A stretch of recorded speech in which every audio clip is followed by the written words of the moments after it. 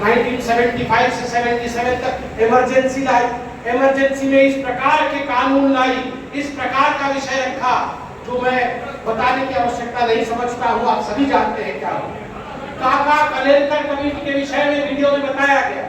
काका कलेलकर कमेटी ने 1956 में रिजर्वेशन ओबीसी को मिलना चाहिए था कहा था, मगर पंडित नेहरू ने उसे नकार दिया, उसे अस्वीकार किया।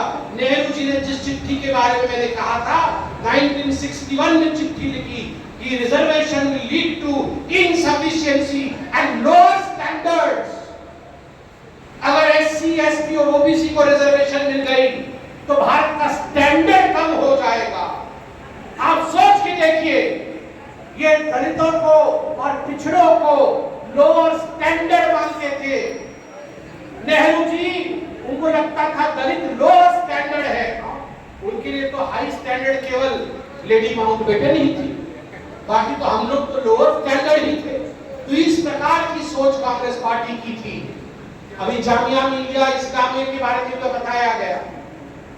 मैं आपको बताना चाहूंगा कि भारतवर्ष के दो ऐसे बड़े यूनिवर्सिटीज हैं, जामिया मिलिया यूनिवर्सिटी और अलीगढ़ मुस्लिम यूनिवर्सिटी, जिसको कि माइनॉरिटी यूनिवर्सिटी घोषित किया कांग्रेस, जबकि पैसा भारत सरकार देती है।